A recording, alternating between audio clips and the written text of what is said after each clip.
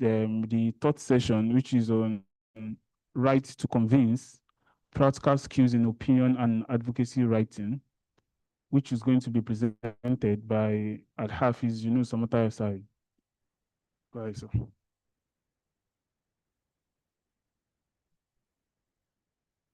I think, yes.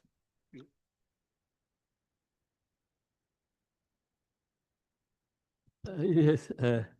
Assalamu alaikum wa rahmatullahi wa barakatuh. Just as has been rightly said, we apologize for keeping you waiting. Since we promised to be back by 2:20, but unfortunately, due to some circumstances beyond our control, we were unable. But inshallah, we're not going to miss anything. The two lectures will be taken one after the other by God's grace. So I also want to humbly invite our brother Ali Hafiz Yunus Saab to make his presentation. Jazakumullah. Assalamu alaikum wa rahmatullahi wa barakatuh. أشهد أن لا إله إلا الله وحده لا شريك له وأشهد أن محمدا عبده ورسوله. الحمد لله رب العالمين الرحمن الرحيم مالك يوم الدين إياك نعبد وإياك نستعين اهدنا الصراط المستقيم صراط الذين أنعمت عليهم غير المغضوب عليهم ولا الضالين آمين. اللهم صل على محمد وعلى آل محمد وبارك وسلم إنك حميد مجيد. It gives me a great honor to be, and I feel humbled to be invited to deliver a presentation on this workshop, writing workshop of Muslim Writers Guild of Nigeria, MASQ Nigeria. Jazakallah khairah for extending the invitation to me.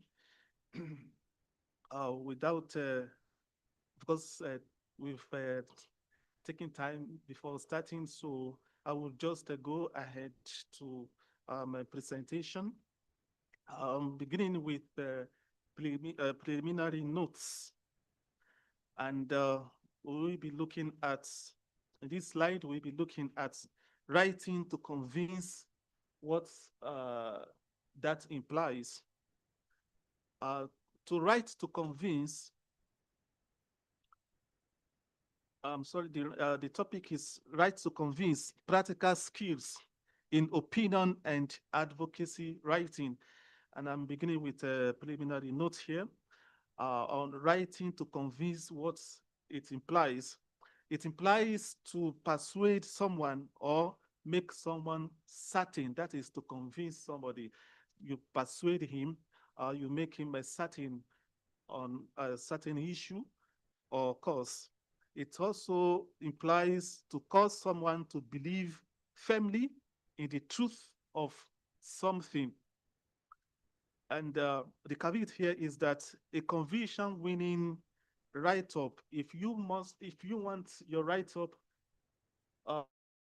to convince, then you must employ logic and rationality, and you must appeal to human reason and conscience. That's straightforward.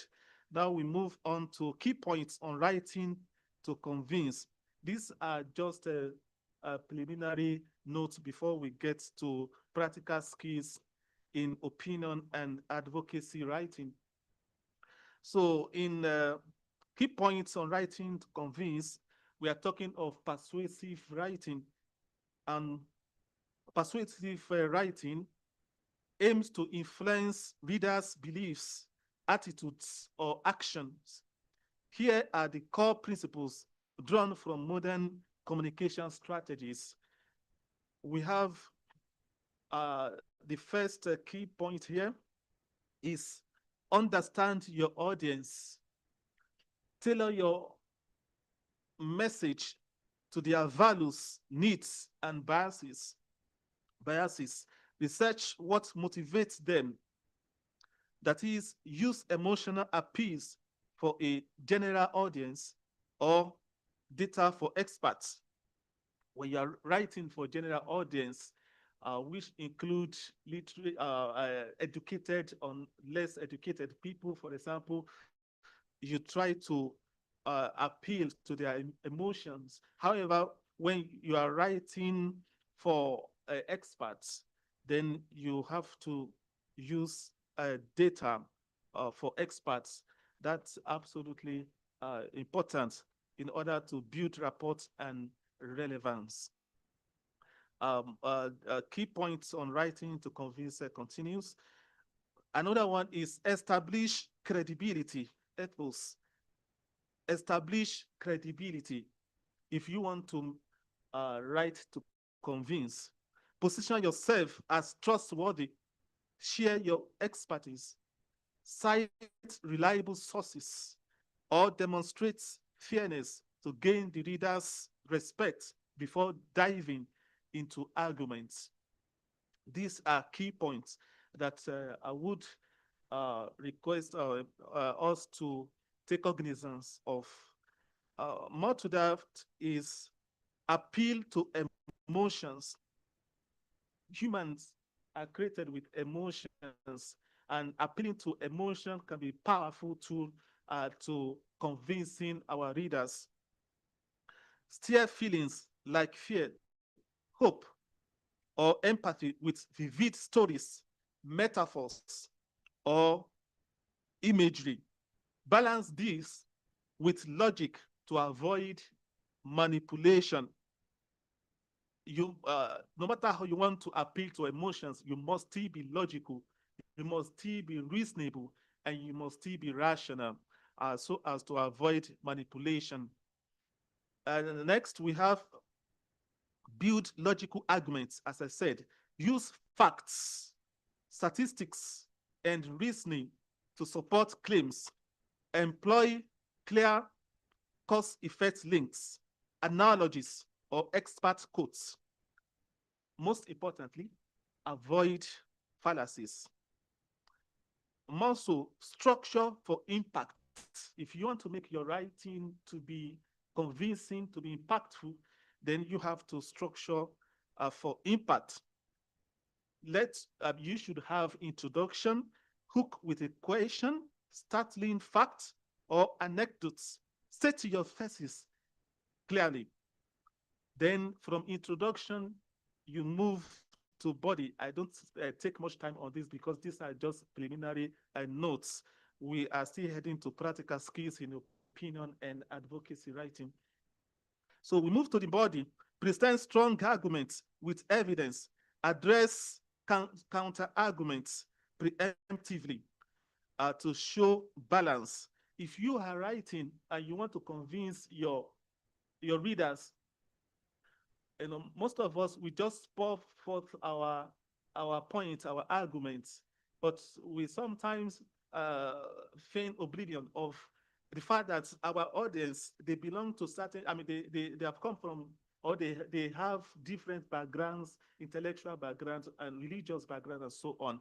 Even within the religion, they belong to different sects. So when you are presenting your facts and you are, presenting your argument alone, you should try to reason along, try to put yourself in the position of your reader. We probably come up with certain arguments. You try to look at the other side of your argument and see how you can also bring it forward and try to, you try to deconstruct the argument of your opponent. It is absolutely important. So counter argument preemptively to show balance. Then from introduction to body and then to conclusion, summarize key points and end with a compelling call to action. Key points still continue. Use persuasive language, employ active voice, rhetorical questions, repetition, and inclusive pronouns. We versus you. Keep sentences concise and varied for reading. Aim for a conversational yet authoritative tone. These are general notes on the writings, and which I believe the first facilitator must have taken us through these rudiments. Then back it with evidence. Integrate real-world examples, testimonials, or visuals. Quantify where possible, 80% success rate, and so on. That is just an example. To make claims concrete and memorable. Another one, which is also key, is edit ruthlessly. Revise for clarity, flow, and bias. Read aloud to catch weak spots. These are just preparatory. However, mastering these turns, mastering all these key points turns writing into a tool for conviction, I believe. Now, let us go to practical skills in opinion writing. Opinion writing expresses your viewpoint on a topic while persuading readers through logic, evidence, and style. It's a blend of personal voice and structured argument. Now, here are essential hands-on skills to hone for you to hone your writing skills, opinion and advocacy writing. You can practice them iteratively for sharper pieces. The first one here is craft a sharp thesis statement. Craft a sharp thesis statement. Boil your opinion into one bold, specific sentence. For example, this piece proves that Islam isn't just a missionary religion that belongs to the past. It's the religion of the future and the future of religion. My humble self has written one article previously on Islam being a religion of the future and the future of religion. So what is meant by thesis statement? It is a powerful categorical statement that comes in your introduction, and introduction to the article. That is where you state what you want your reader to come about. To find in the body of the of the write-up. But you have to begin with a thesis statement where you give a clear-cut roadmap or pathway to the point, the argument you want to submit, and why you want to submit it, and why you believe it is convincing, and it is something necessary that humanity should be persuaded and be influenced, and should adopt whether an attitude or take an action on certain issues. So this is very important in opinion writing. It comes in the introduction before you go into the body. For example, I say this piece, you have quickly in the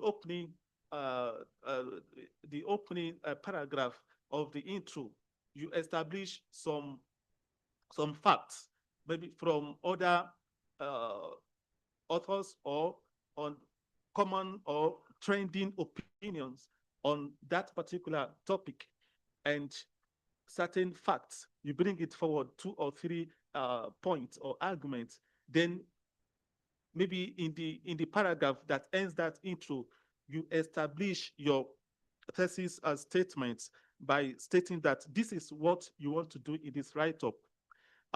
So from the intro, your readers, they have got to know what you want to present in the in your opinion writing or write-up. Now, let us practice this. Write 3 theses variations on any hot topic like Islam or terrorism, Islam and blasphemy. Pick the most punchy one. You see, you want to write, you want to write a piece, you can brainstorm within yourself and uh, come up with 2, 3, 4 different theses and statements, and you just analyze and reanalyze. Then you pick the one you believe to be stronger and more punchy out of them. This is practical for you to be able to, because sometimes you can be your writer to yourself and also the reader of your write-up. Be the reader while at the same time you are writing. So when you write 2, 3, 4 statements in your intro, read them again and again. Try to criticize yourself.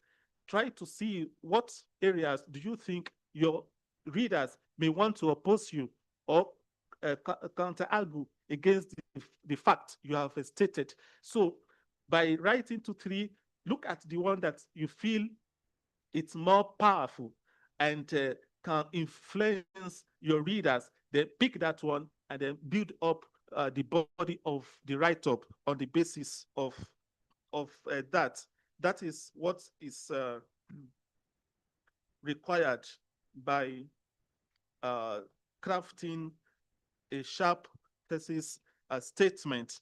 And since we are in a workshop, I want to believe that you will practice all this, even though it may not be within the available time for this presentation, which I think is maybe an hour or less than that. But I want to believe that even within the hours of this your program, the workshop and also the conference, annual conference that is coming tomorrow, you can actually do something that can be of a benefit and also reflective for the fact that you have gained some skills in this workshop. So this is the first practice we are to engage in this section. That is, write 3 theses variations on any hot topic like Islam or terrorism. This is just an instance. You can choose any topic of your choice. I've just put 2 topics here, which I believe they are also hot. That is Islam or terrorism, Islam and blasphemy. You can restructure the topic because a very good, a powerful opinion writing should have a punchy headline or title that when somebody reads it, he wants to go further. He wants to see what you've put together there. So that is the first skill we can hone. Then next is gather and weave evidence seamlessly. Back opinions with diverse proof, statistics, quotes, personal stories, or analogies without overwhelming the reader. And the tip to this is use the sandwich method. Introduce evidence, explain its relevance, then link back to your thesis.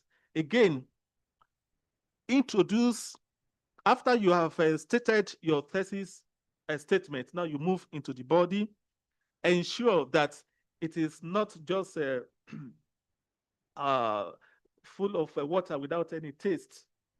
Make your write-up to be full of evidence and weave the evidences together in a way that that reflects logical sequential order and also that appeals to human reason, logic, and rationality. And the tip to that is introduce the evidence, explain its relevance to that topic, connect it with it. That is what we mean by gathering the evidence and weaving them together to be in line with your with the topic, the subject matter that you are developing. Sometimes when editors, some of our articles, while editing them, we see some points they are actually reasonable, they are logical, they are rational, but because they were placed here and there. They were not so logically connected. And so it affects the quality of such a write-up. So you have, it is one thing, and which is very important, to get points or arguments or evidences. It is another thing to see that they are properly weaved together in line with the subject matter of the write-up. So next is exercise. This is second exercise I'm giving you, respected brothers and sisters. For an opinion on Islam and blasphemy, source 5 credible facts and integrate them into a 500-word piece. 500-word piece is not a long, a heavy task. It's not tasking, but all that is important is how you source for 5 credible facts and ensure that they are facts and facts that can be seen to be actually factual. So you have to, because it is not, are you trying to get it where, you know, this is the one I'm using tab here, and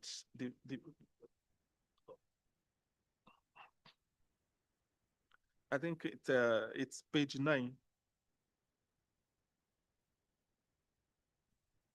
Page 9, right? Okay, yes. So that the exercise is for an opinion on Islam and blasphemy. This is just an instance. I've given a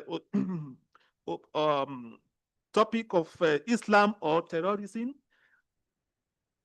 Islam and blasphemy, and whatever topic you can think of.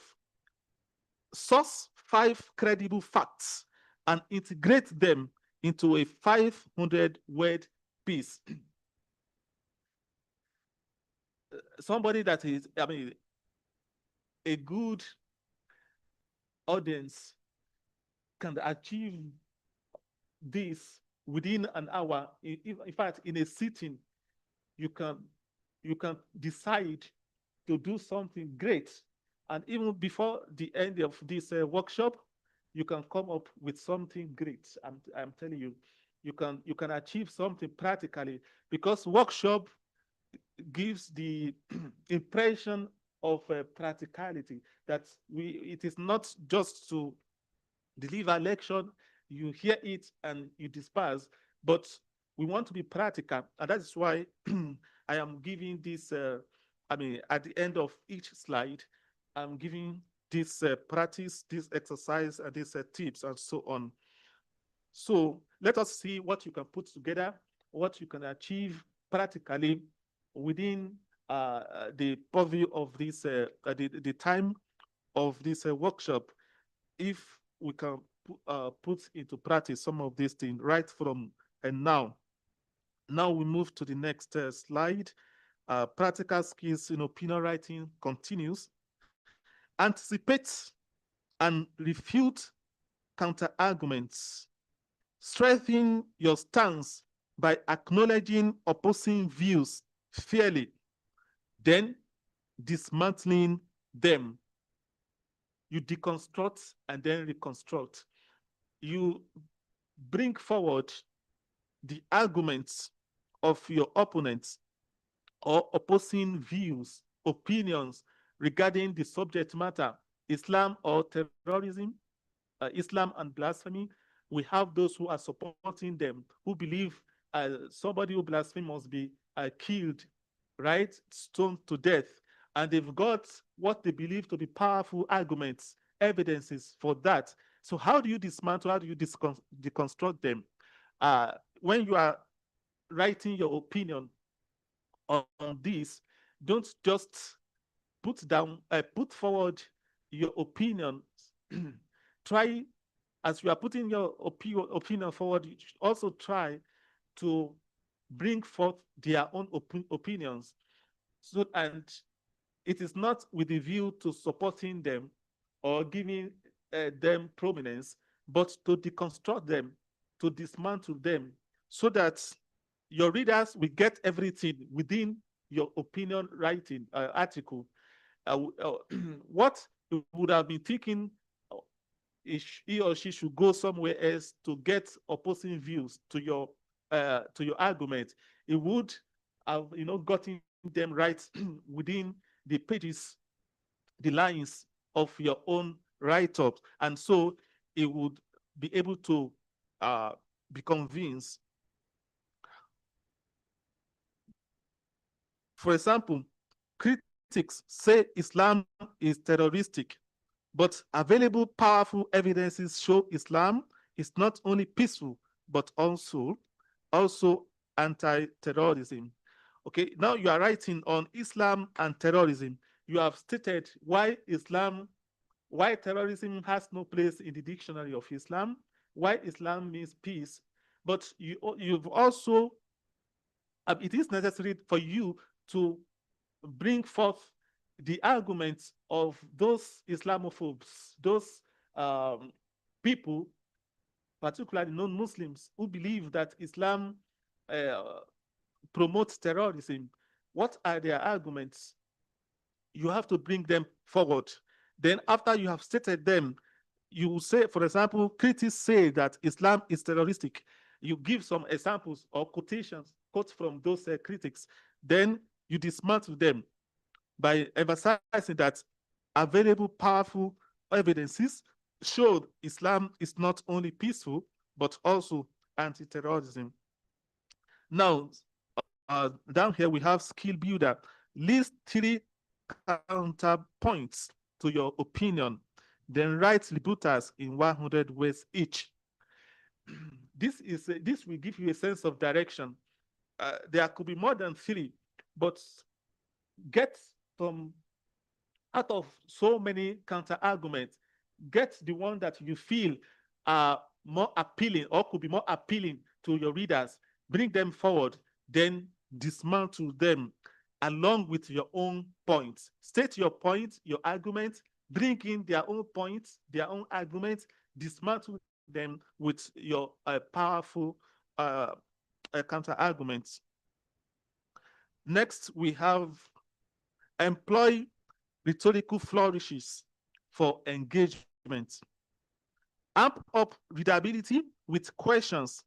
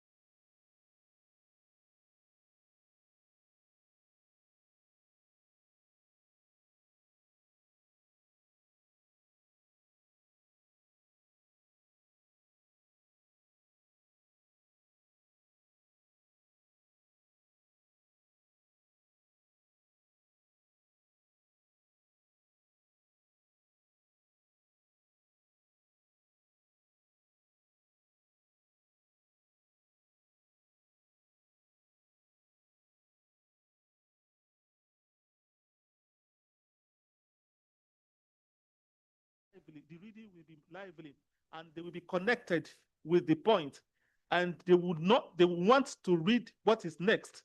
If perhaps your reader is already tired or is feeling exhausted, doesn't want to go further, but by seeing a subheading that comes next, it perhaps, and it's something that is so powerful, it may want to continue reading to see what is next there. Perhaps what is next is more powerful than what he has read in the before reaching the that level.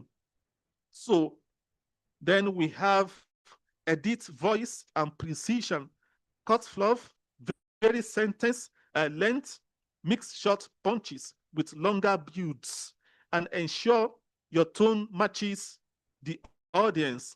Witty for blogs, formal for op-eds. Op-eds means opposite editorials. In some newspapers, you will see, some of us, we don't know these terms, the editorials, then op-eds.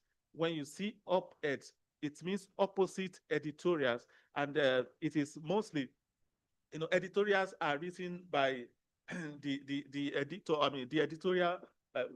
It's something that's a write-up that stands for the position of that particular newspaper, for example.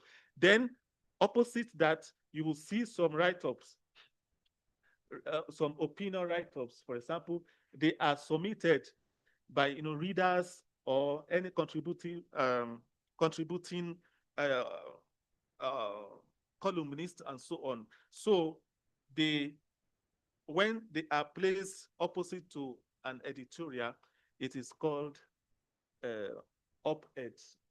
So you can write something as such and then submit it. Tool, highlight adverbs and replace half with stronger verbs. Revise a sample piece 3 times. Revise a sample piece 3 times.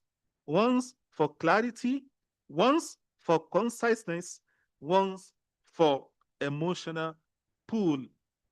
Don't just be in too much in a hurry that you want to submit article and you write it, you don't read it again and again to discover what may be necessary to be removed or reconstruct or corrected. Then you submit them. All these, they affect the editing of our articles. Some editors, they have loads of articles to edit on their desks. So when you see some articles, especially in platforms or organizations that are not for profits, when you submit articles and the editors is already tired, I see having more articles to edit. So just put it aside and try to see the one that you will not take much of your time in editing it. Sometimes some people, they will continue to call and call, send reminder through email, please, when are you publishing my article, this and that. But the editor perhaps has experienced, has found it so time consuming to edit your article, and he has pushed it somewhere. So we have to see that we read again and again our write-up to ascertain that it's now okay and can be pushed to the editor for editing and for publishing. So you have to ascertain the clarity, the conciseness, and also ensure the emotional pull is built in the article before you submit. These keys turn raw opinions into compelling reads that spark dialogue. Start small. Submit to MASQ bi-weekly. I don't know now how, members of MASQ, whether you are submitting article once in a month, every one, or maybe bi-monthly or quarterly. Do you submit article? I mean, every member, do you submit article quarterly, once in 3 months, or one in every month? Or do we have those who are submitting weekly? Those who are submitting weekly now. Yeah, bi-weekly. Okay. Okay. Yes, those who are submitting once in a year, I know in previous years, MASQ, some members do not submit article or did not submit article in 2 years, no article. In 3 years, there are some once in a year, and we have those who try quarterly. At a point, I still remember we set, I think, one article per month.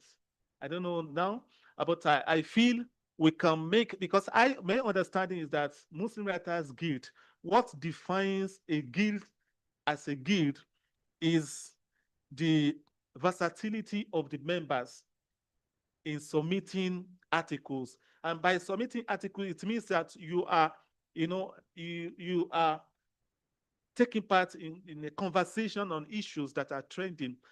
Everyday issue trends, right? Every day we have trending issue. So we can't say there is no topic to write on. You can't say so. It is we don't want to write, or we don't want to contribute to conversation on issues. There is always reason or something that we must write about. It is either you look at what is not in place and you feel it should be in place, then you write about it. Or something is wrong. It could be an idea or an opinion or a belief or whatsoever is wrong, and you feel the humanity should get the right perspective of that, then you write about it. So it is either something is wrong, you want to correct it, or something is not there, you want people to begin to think about it, to know it. So there is no way somebody will say there is nothing to write about again. No, there is no way. It's either there is a belief within Islam, for example, that is wrong, erroneous, and needs to be corrected. Or there is a practice, some people are not practicing it, they are forgotten, you then write about it. So there are a lot of things that can be written about.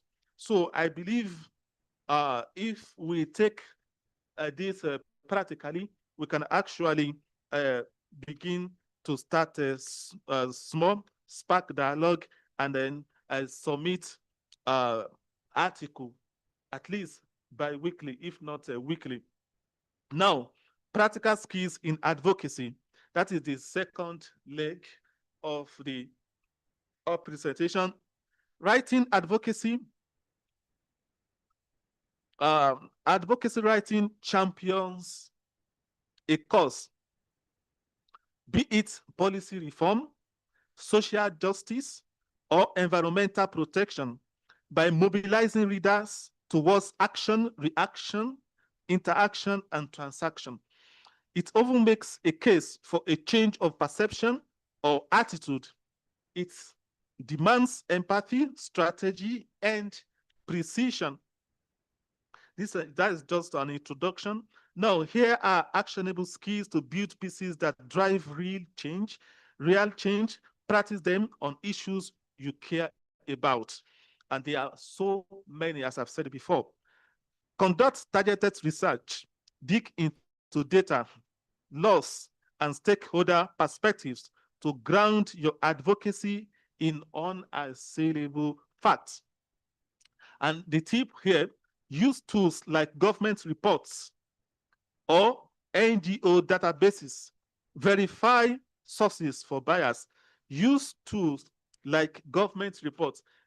In 2021, I was writing an advocacy article on persecution of Ahmadiyya, which was published by Marx then, and also the Global Outreach and other non-Ahmadi platform, mainstream platform.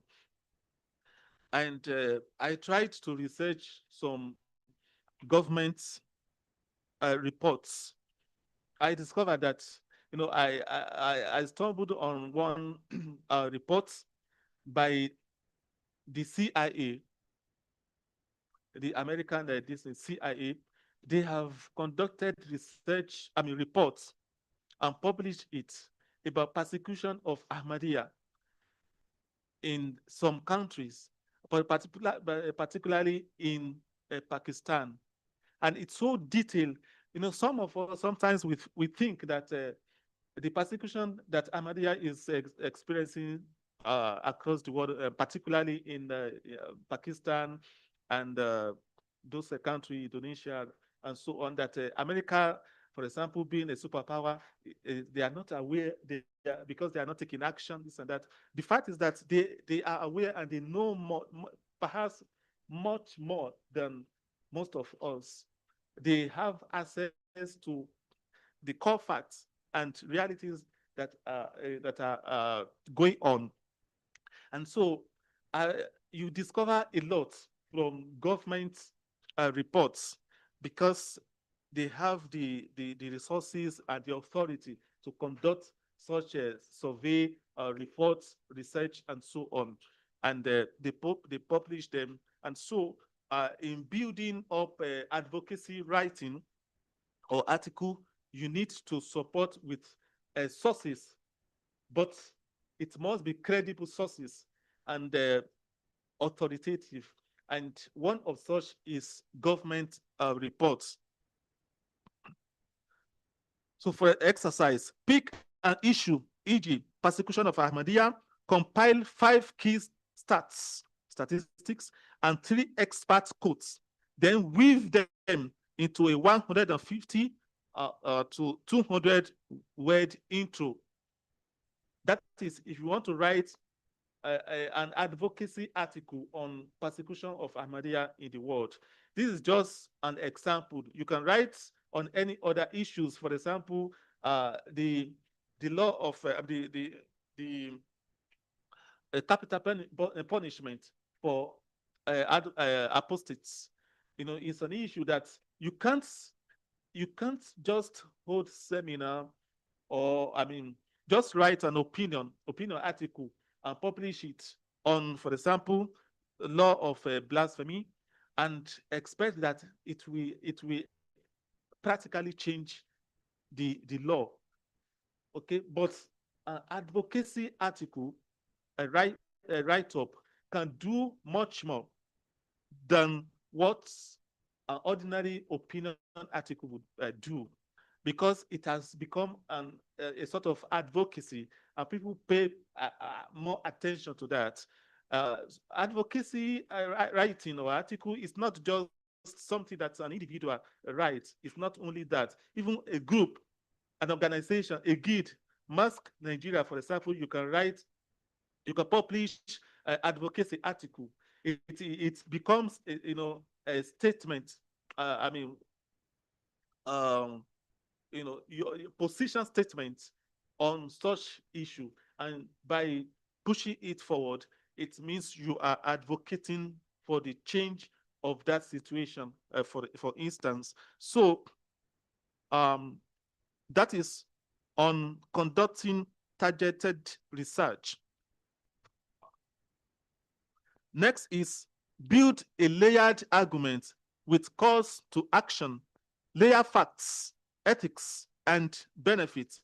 Then end each section with a micro action.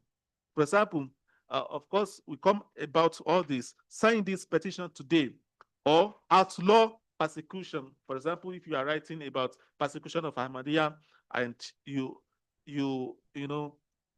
project this statement that speak to outlawing persecution, it can do the miracle. Then the blueprint here is make sure that you structure it such a way that you identify the problem, then bring forth the evidence, then provide solution. Advocacy writing, advocacy article is always solution oriented. There is a problem that the advocacy is all about, that you want a change about it, and that is the solution. You don't write an advocacy piece and publish it, and you only state the problem and bring up the blames. No, that could be an opinion article, but advocacy article, it has to do with you know solution journalism. And now there's what we call solution journalism, and a number of journalists are uh, going into this field. That is, you are not just identifying issues and problems, but you are also providing solution for them. That is what is called um, advocacy journalism. Then outlining that the practice now, outlining an op-ed on repealing capital punishment for apostasy with 10 powerful evidences-based points. Write the full 750-word piece in one sitting. Can you do that? Okay. Get your facts.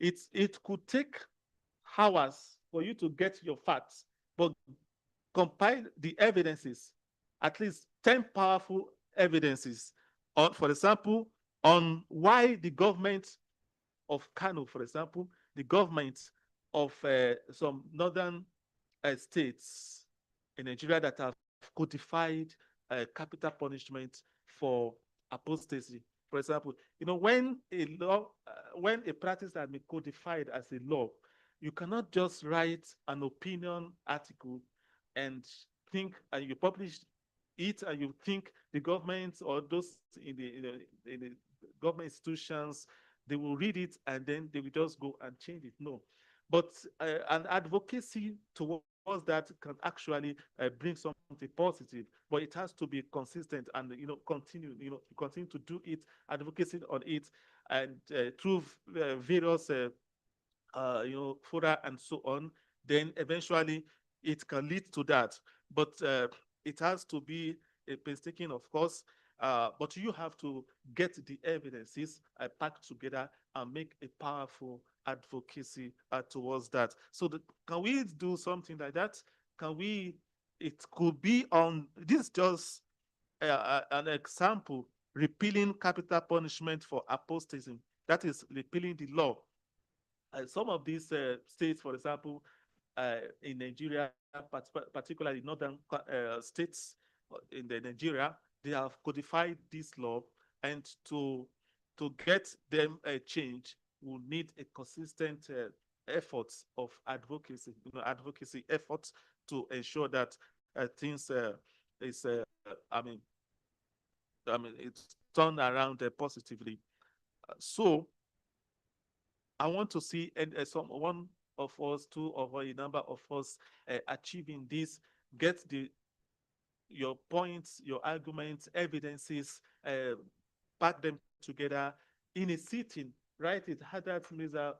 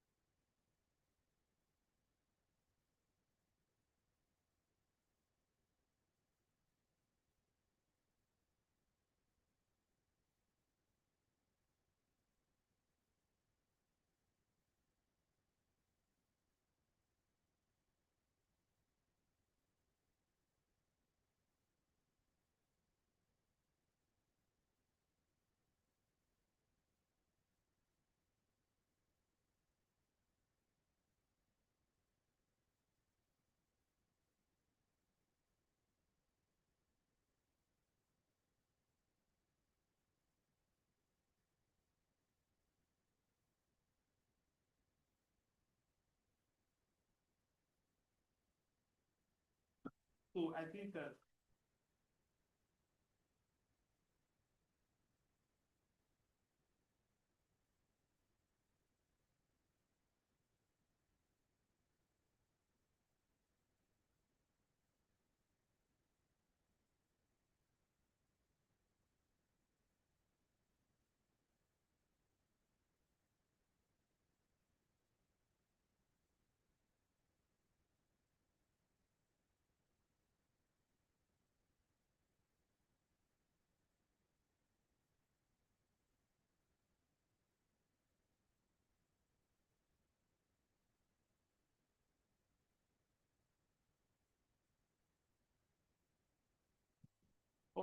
Since when?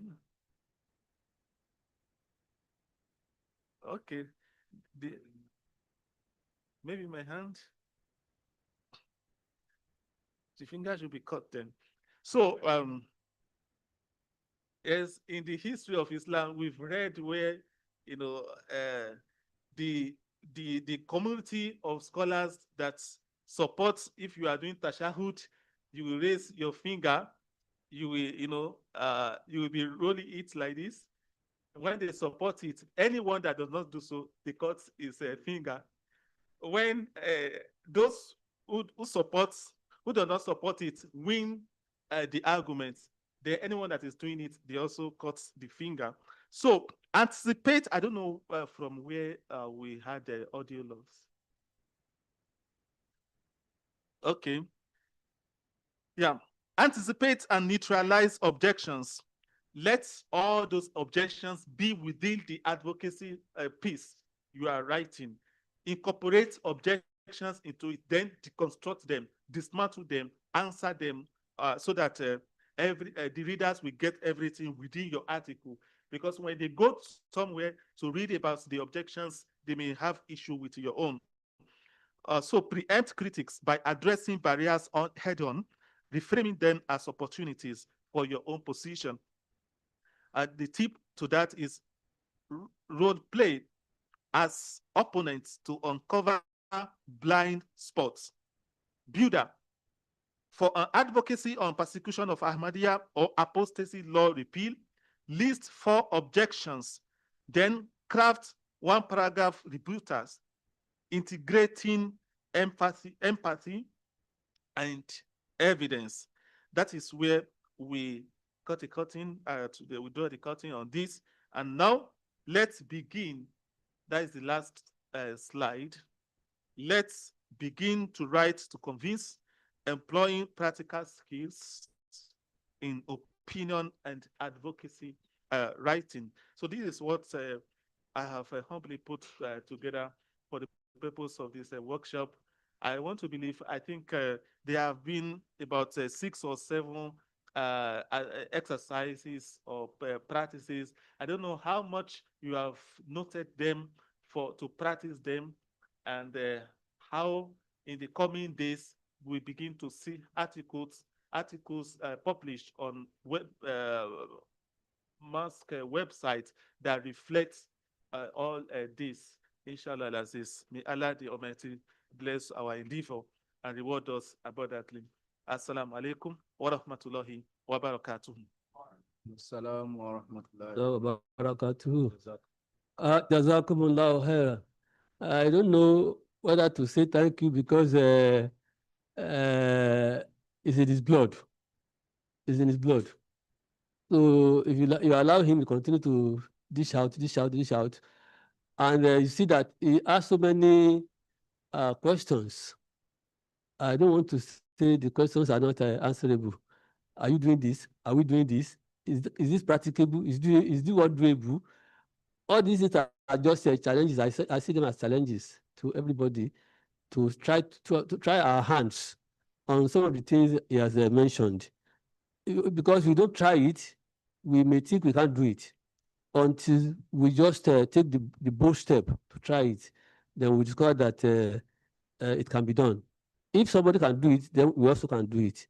So we thank you very much for that very beautiful presentation. We know that you made a lot of effort to present that in spite of your very tight schedule, and you're able to come up with this. It's a great one. So it also tells us that for whatever you have interest in anything, you find a way out of it.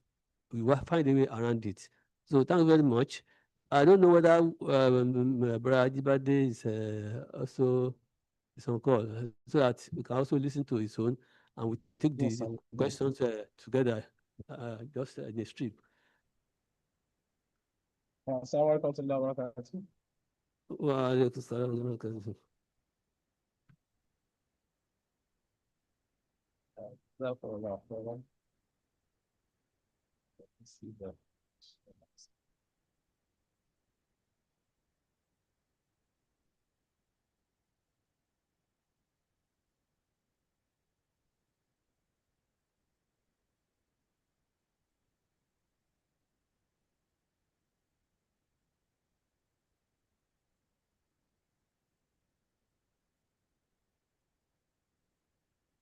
points.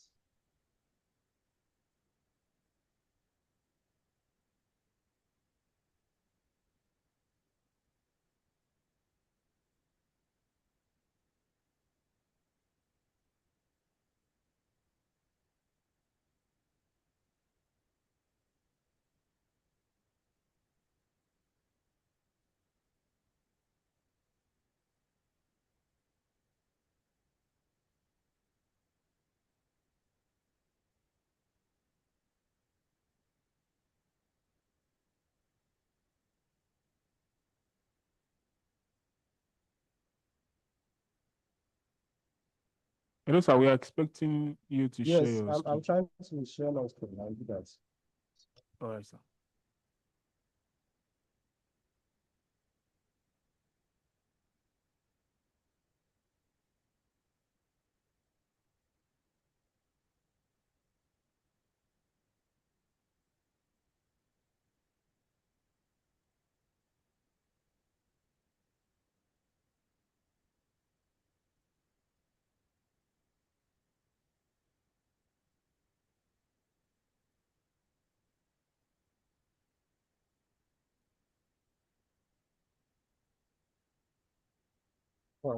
أشهد أن لا إله إلا الله وحده لا شريك له وأشهد أن سيدنا محمدا عبده ورسوله.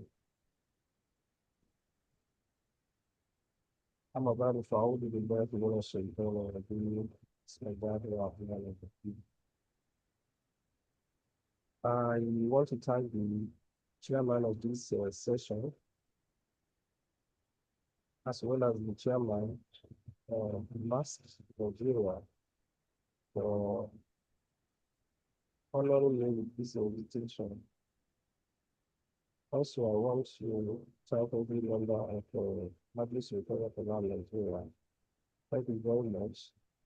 The title of this session is Digital Tools for Research and Writing in Practical Workflow. As we can see here, we have just listened to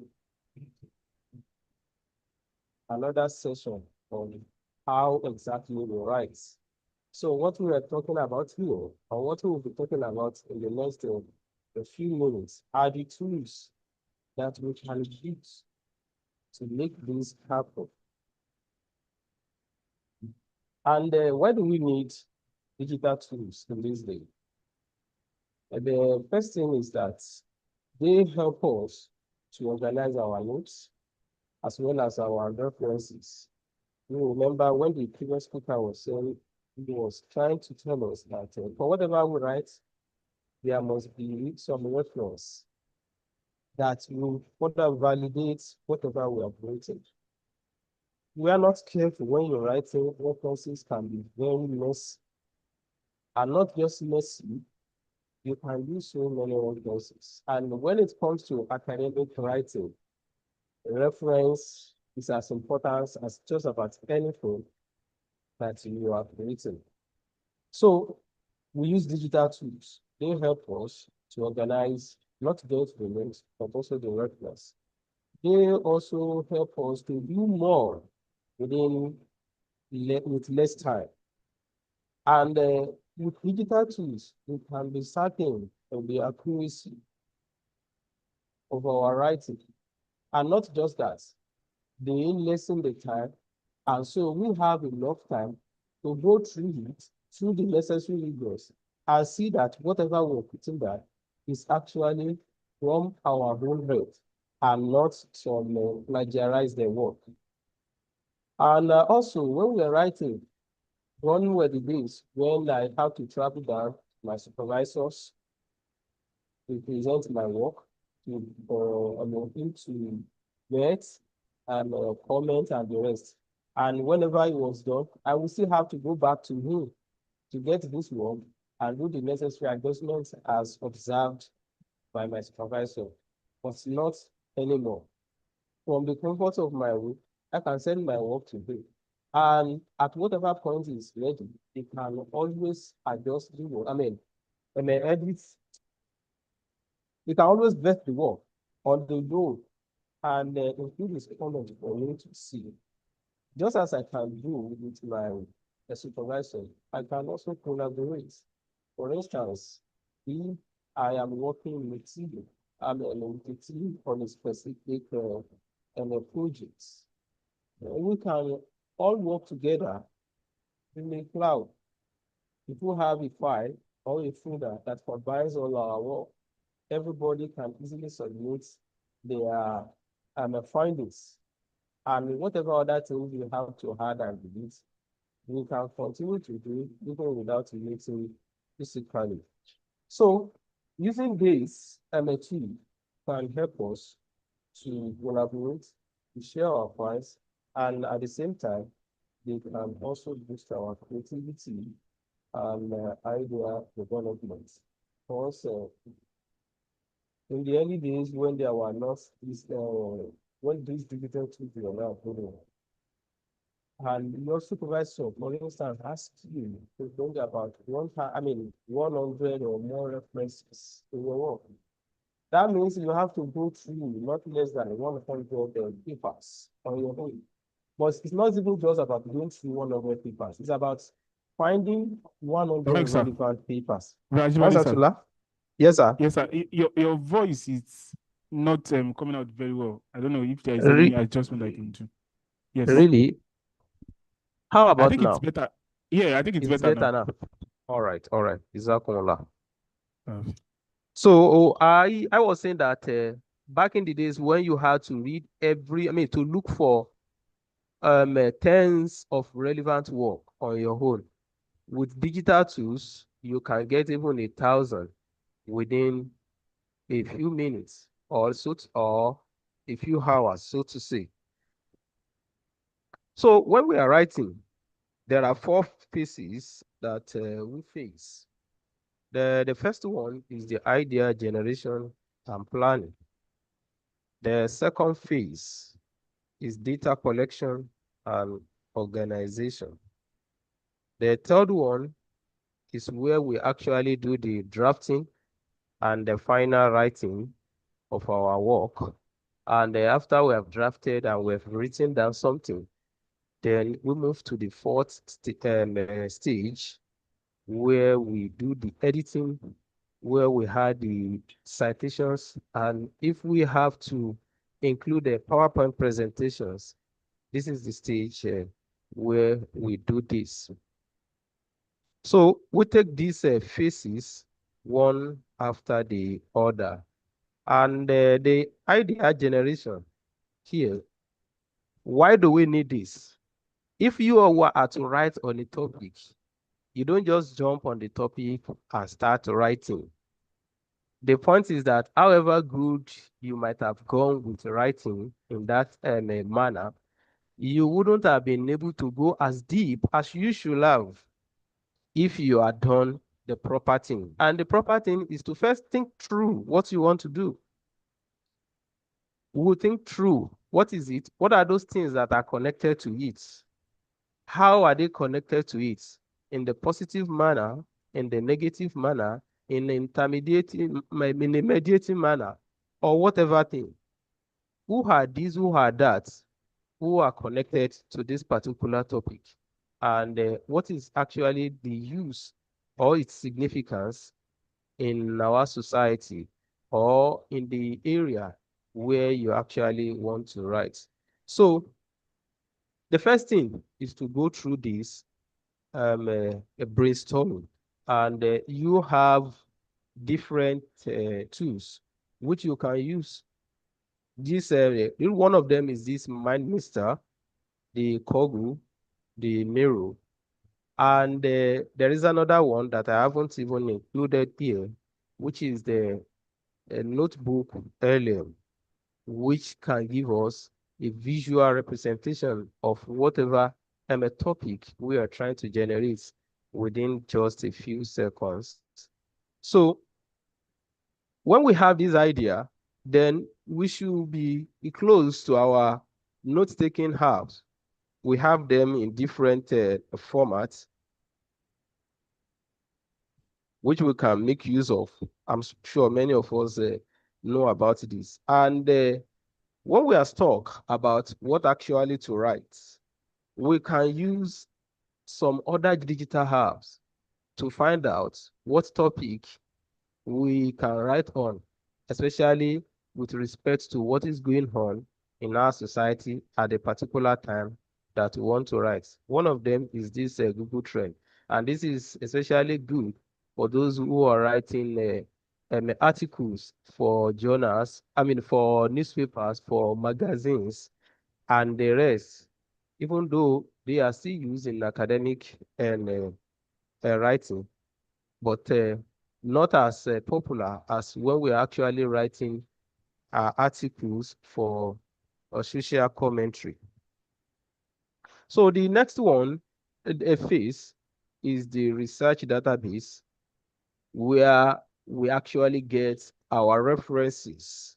If you go to JSTOR, you get to Google Scholar, you get to ResearchGate.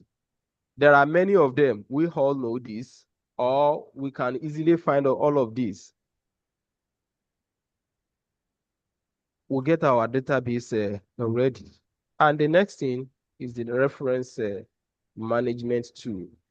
This is Zotero, the Mendeley, and the MyBib.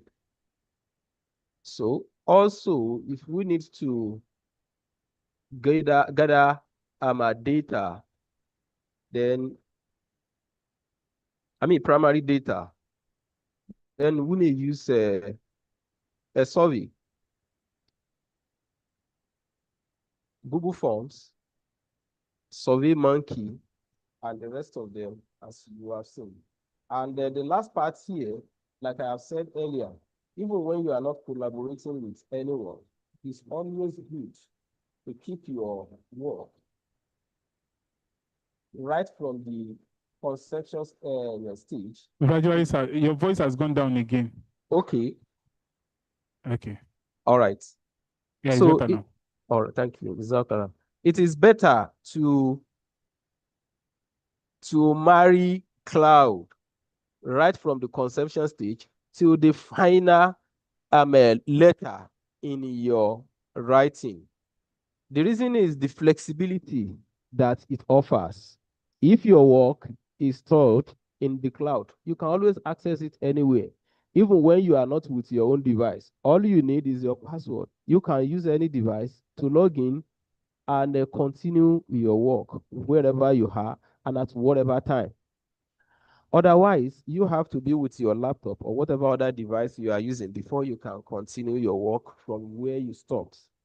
So if I want to write now, I will either use the Google Drive or the OneDrive or the Dropbox or any other cloud storage. But I'm certain that Google Drive and OneDrive are very, very popular in this regard. And another thing is that this cloud storage, they allow us what is called a version control. What that means is that maybe I want to revert to where what I actually wrote last month. After some editing, I have removed some things. But perchance, my supervisor said, no, this is not the correction he was trying to make. I have not, unfortunately, I've removed those things. If this thing is already in cloud, all I need to do is just to go back and check the version of whatever thing I have written.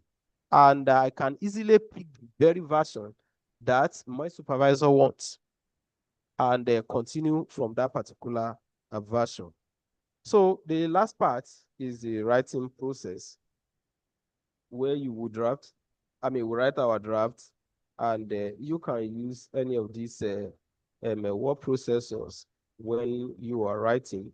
And while you write, some of these things, they now come with a widget, or what do I call it, on our Google Chrome, like Grammarly. You can always find it on your Google Chrome, even though there are paid versions. At the beginning, you can still make good use of the free version of all of these AI tools. So, and the last part is where you actually edit. You edit to see that whatever you have written or that you are submitting is your true work. Different editors you have here, and the plagiarism checker to be certain that no content that belongs to someone else is in your work without proper referencing.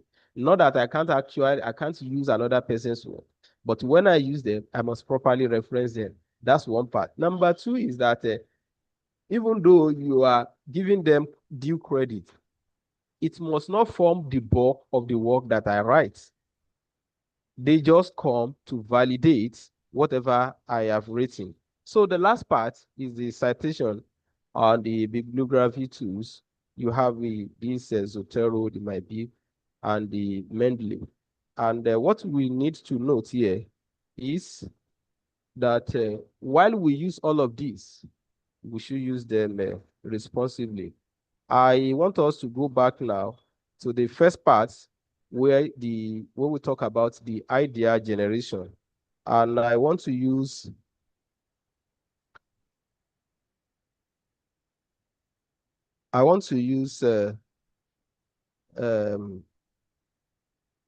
this particular one, a Google Notebook, LM. Let's do this together. For those of us who can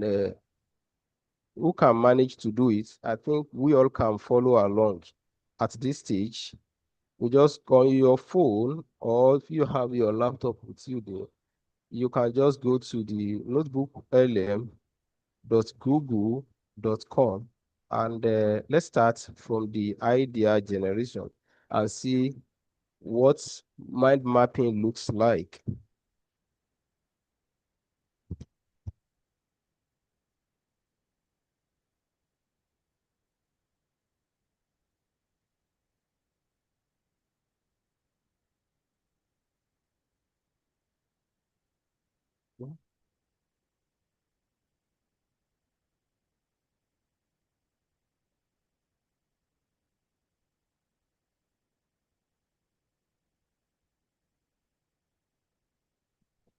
Brajibari, sir. Yes, sir. I want to share the other screen. Sorry. Oh, okay. Okay, sir. Okay, sir.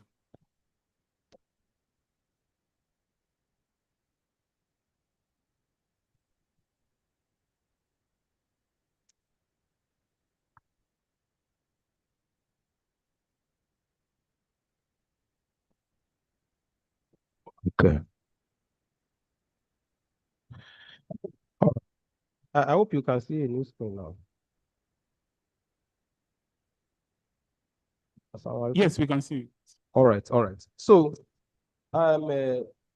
this is one free tool that many of us may be familiar with, but which we rarely use because it is completely free, and there is not so much hype on it. And fortunately, this is a very efficient tool by Google.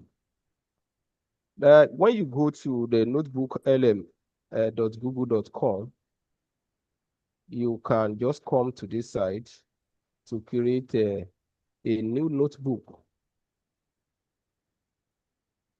All right, we have a topic in mind that we want to check.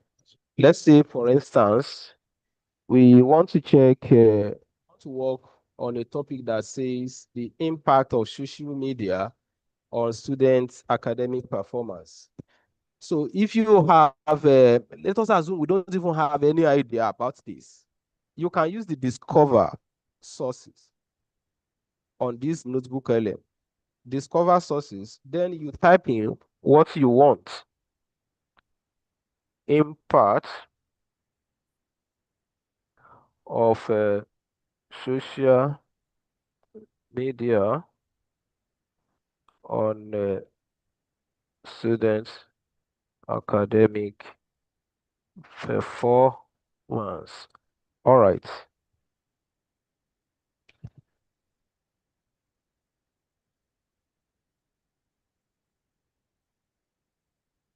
So it is loading, if you can see the screen. Now it has completed the loading. And you have multiple sources here talking about the impact of social media on student academic performance. You can just glance through this and uncheck any material that you feel is not really relevant to your search. But for now, we're not unchecking anything. Let's just import.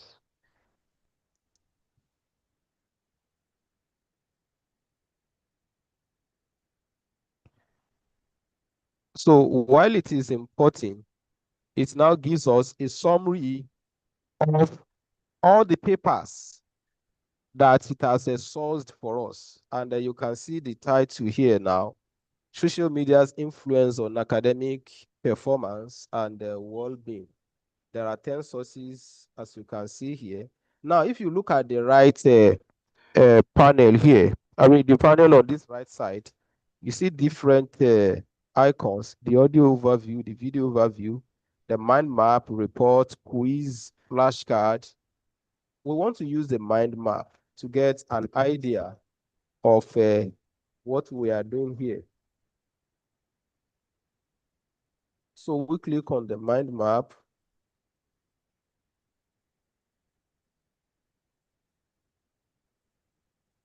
All right, it has completed its work. So this is it.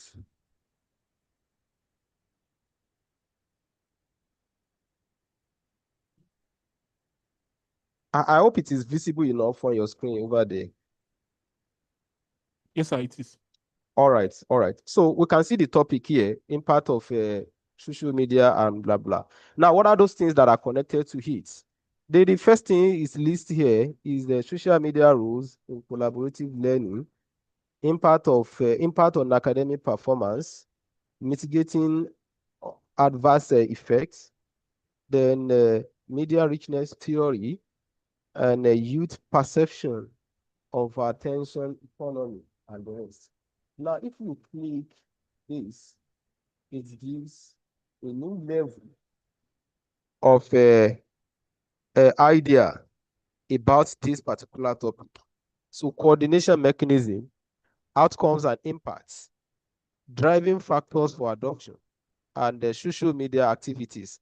That is just for one of the branches. If you look at this, it looks very much like the branches of a tree. Then if we want to check the impacts on academic performance, it is looking at this negative impacts, positive impacts, displacement hypothesis. Under this negative impacts, what are the negative impacts? Excessive use, bringing in low grades, reduced study time, and low motivation, and blah, blah. All of them there. That's for negative. Then for the positive side, you see all of this. It's improved grade, that's planned, controlled manner, resource sharing, collaborative learning, access to information, and the rest. That is for positive. Then, what about this displacement theory? Proposes digital time displaces homework and educational activities, the rest of them. So that is just on the impacts. The same thing goes for this factor. And then you can click to further expand the branches and this. And they go on like that. So the last part. Now, if you take a critical look at this, what it is actually telling us is that if you are writing about the impact of social media on academic well-being, academic performance of students, then you should be writing something around all of these ideas. So now we get a clear picture of what we want to do with idea generation. We can extend it further with some other things, but for want of time, we wouldn't be doing that. So that is just it. The other thing now is when we are done, we now know what we want to do. And we want to check all of these one after the other. Okay.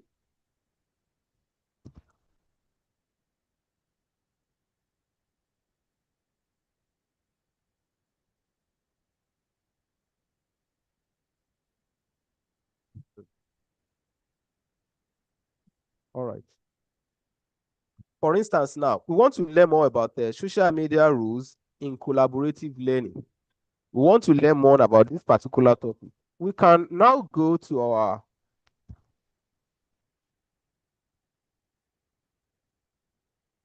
Google Scholar and look for materials on our own. We're still coming back to Notebook LM to do this.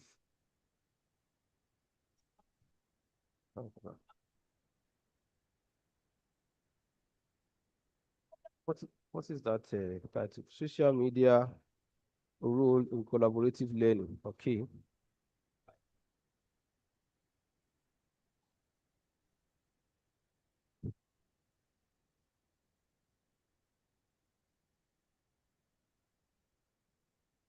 Media role in collaborative learning. Okay.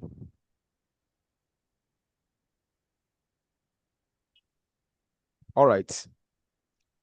So if you check this, you will find out that we have so many papers talking about the role of social media in collaborative learning. We can decide again to open up each of these. The second thing is that when you look at this, for instance, this first paper, you see cited by 1031. That is telling you how strong, I mean, how many times people have used this particular paper. That means it is a good paper on this particular topic, and we'll get something very good to write using this source. That's number one. We can also get related papers to this particular, related papers to this particular paper. Papers that are related to this very one by just clicking the related types, articles. Now it opens up. All of these now are related, collaborating, everything that you find here.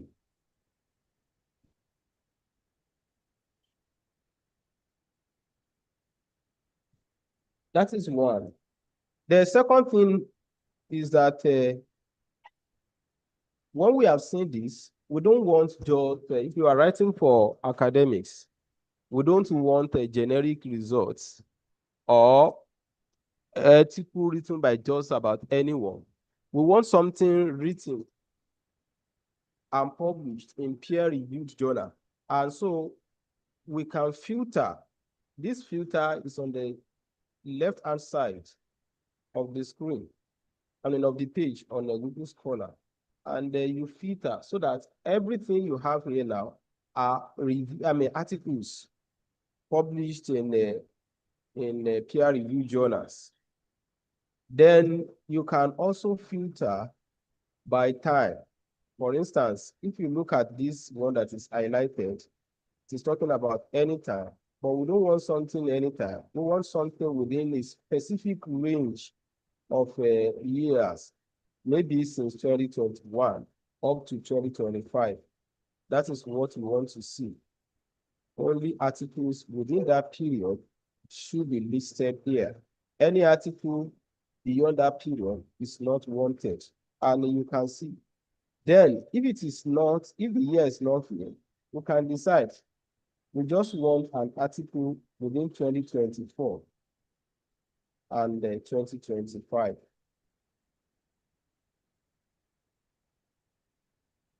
So articles published in the last 1 year, those are the ones we want to deal with. And you can see that it has changed the results that we have. So when you are certain you have got your results here, you can start one after the other to copy the link here, copy the link address, and go back to your notebook LM, and open up a new notebook. All right. We want to open a new notebook, and this time around, we are keeping only articles that deal with collaborative efforts. So just come here and paste the link. That's one. We also want this. Come here, paste the link. You can continue to paste as many links as possible that you have on this particular subject. Let's just limit it to these two for now because of want of time. When you are done, just insert.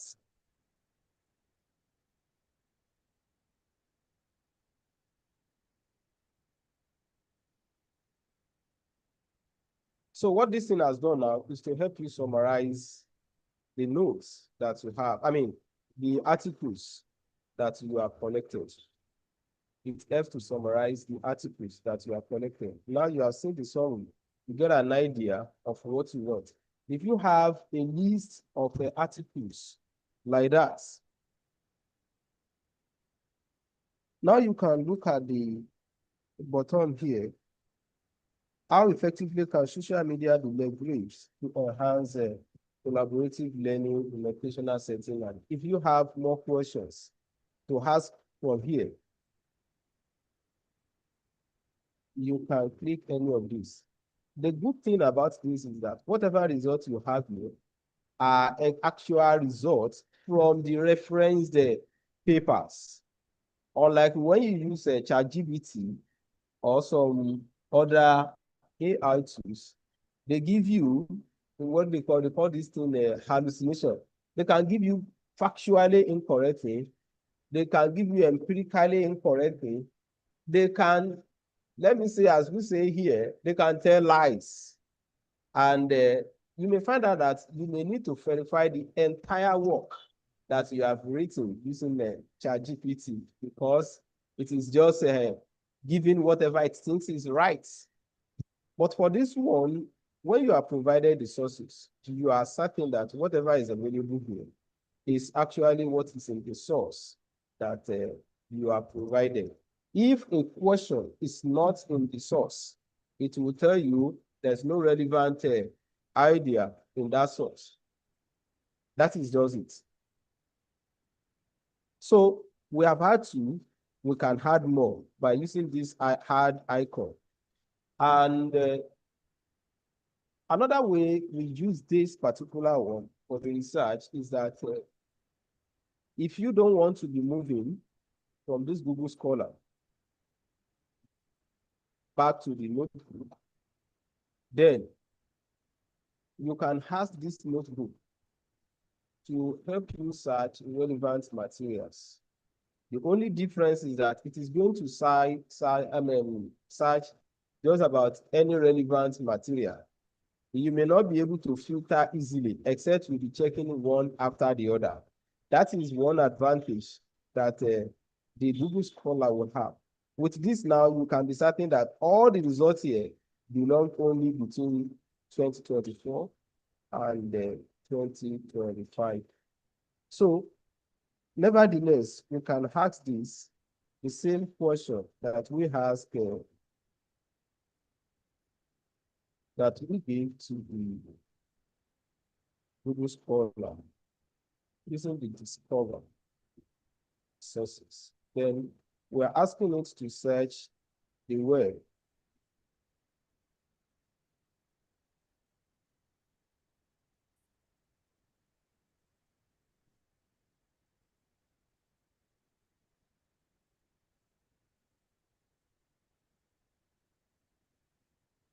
I hope I am audible. Yes, very well, sir. Yes. All right. So now it has also brought 10 sources. Usually it is going to be 10 sources in most instances. But if you need more, that is not a problem. All you need to do is to repeat the process. and ask it again, still work on this process. I mean, on this same question, I need more materials, not just 10 this time around. I want even more. So it is going to search again. And each time it searches, it keeps the sources for this particular title. Now we have another 10 sources of collaborative.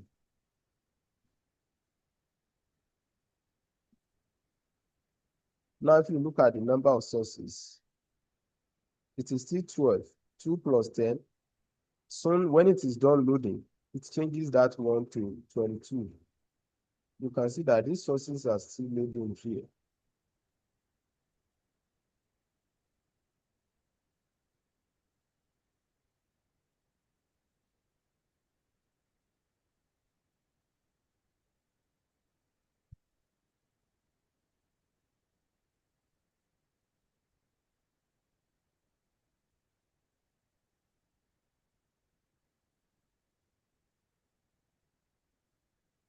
It is, the network is a bit slow.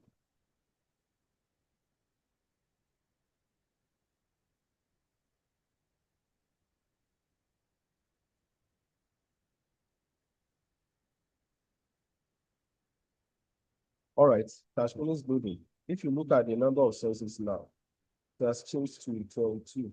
So we have enough sources. We have enough sources, and you can now ask multiple questions here. The key points here, we ask it to analyze the main ideas in these papers. It gives us an idea. And also, we can ask it to give us the gaps in the study. What gaps have you noticed in this study, in the studies, in the sources? It will also analyze. Now, there is this error code here on the left-hand side. These articles or journals are probably paywalled. The notebook LM will not give you, will not open any article that is behind a paywall. That is why these ones are here. I mean, are like this. You can see that they are not marked.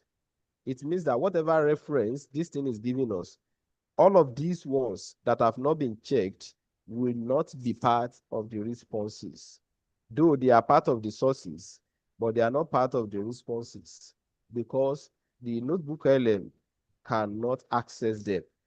If this happens, it is still easy. All you need to do is to copy this link and open it separately on your own.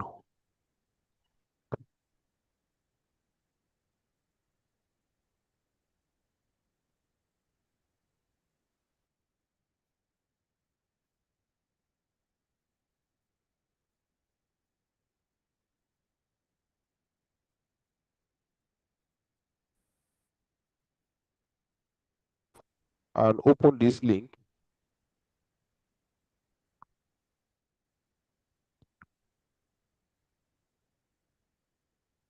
I hope this thing can open it. Oh, sorry.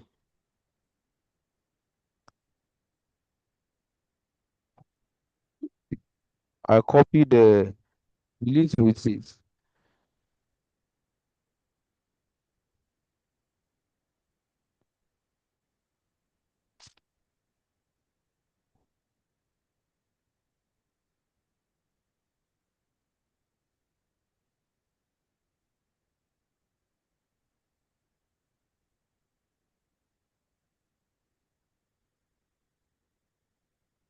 Okay.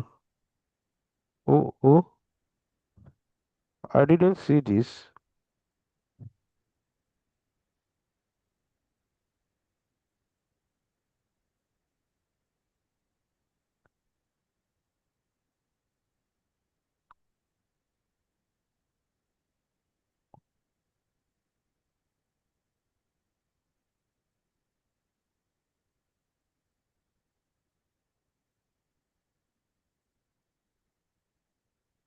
All right. This network. Gradually, sir, I will yes, sir. expect that we try to wrap up All right, all right. because Of the Maghrib time. Maghrib time. Yes. All right. So let us just assume that this one is not opening for now. But for whatever file that is not open and you actually need the file, that's the way you do it. Open them separately. When you are done opening them, you can bring every content of that file back to this page. And When you have done this, you can add it as way to extract the DOI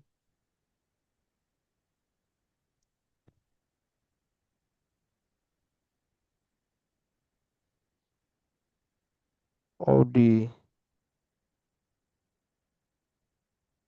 articles of the primary articles. Extract the DOIs of the primary articles.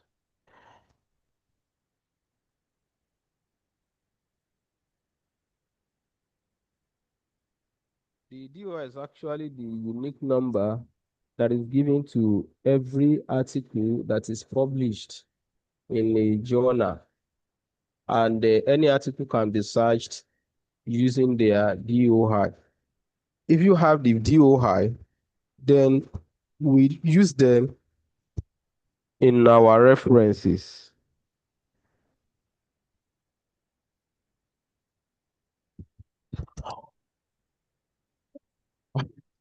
I wouldn't know why why the network is so slow. I'm sorry, but let me just go to this one and show us how this thing works.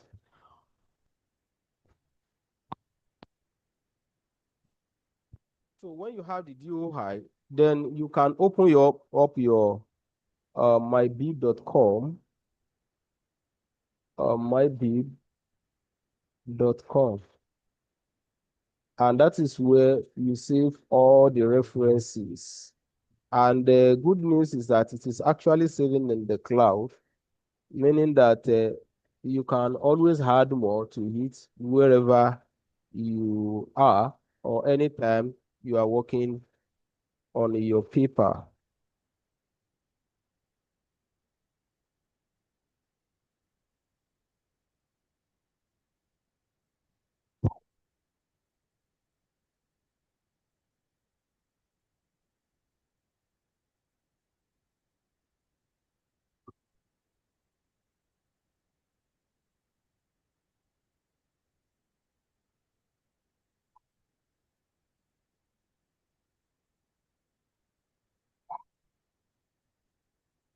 Okay. Nice. So this one has opened now. Let's say, for instance,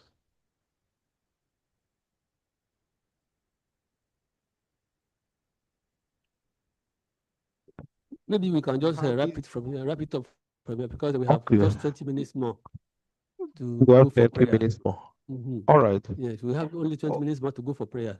And maybe we'll be able to give time for one or two questions question to and answers. It's be all right. attended It's to. all right. Yes. Okay, that Just for perchance, maybe during question and answer, we can be able to, we can show one or two more things. So that is just it. From the idea generation to sourcing our materials, then when you are sourcing the materials, then keep your references. That's the most important part.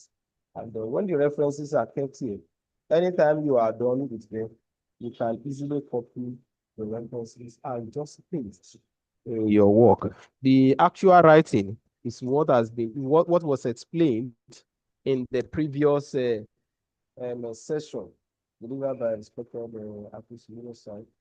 So then we can do to Assalamu alaikum wa rahmatullahi wa barakatuh. Wa alaikum salam wa rahmatullahi wa barakatuh. Jazakumullah. It's a pity. The two presentations we had this afternoon papers, I believe, in my own opinion, we should give quality time for. In fact, which will allow every participant in the workshop to try his or her hands on some of these things that have been presented, because they are tools that are actually needed, especially by the upcoming and aspiring writers. So maybe next time we should think of, because the two papers are interrelated, they are interwoven, and they require a lot of practical approaches to actually get used to them, especially for those who are just trying their hands on writing skills. So we thank you very much. It's a pity we won't be able to, we have not been able to, we don't have the time. Otherwise, we are not, it's not boring at all. We are not having, we are not bored with it, because it engenders our interest, but we don't have the luxury of the time. So maybe we can take one or two questions for those who have questions, especially those who are in-house here or those who are online. You can take a bit so that by 6:35, by 6:35, we should be able to call it a day, because Maghrib here in Ojokoro is said at 6:40. If you can, it's better still if you can close it up by 6:30, the better. So do we have any, maybe one or two questions to be attended to?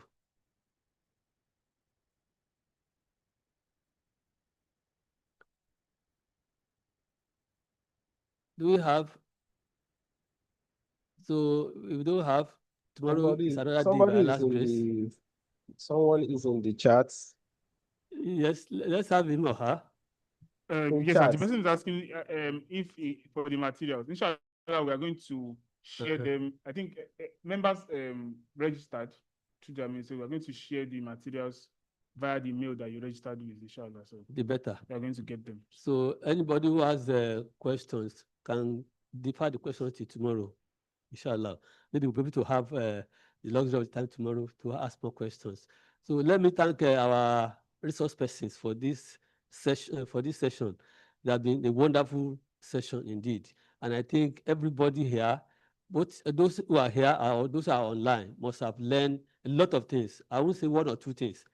We must have learned a lot that will be very, very useful for us, and they will come handy anytime we want to try our hands on writing of any kind, of either academic, either to convince, either, I hope we are not going to write to confuse anyway. So, so whatever positive writing we intend doing, I hope we will have had almost enough materials which we can lay our hands on. May God continue to bless our resource persons with more knowledge and a lot of inspiring, so that they can build more hands to succeed. They're not going yet, but at least as they leave the the stage of the MASQ to move forward, they will have, because no success without good successors.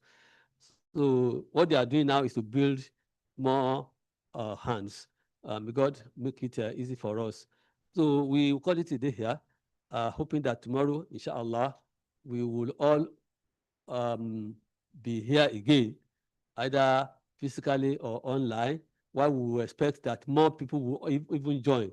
Let's make it, let's publicize it much so that people can join tomorrow and see what they are missing or what they have missed for today, so they can as well make up for it. May God continue to strengthen us so that we can accomplish our given task successfully to His glory and for the betterment of humanity in general. Let's join me in closing prayer so that we call it a day. أعوذ بالله من الشيطان الرجيم بسم الله الرحمن الرحيم سورة الفاتحة دارود.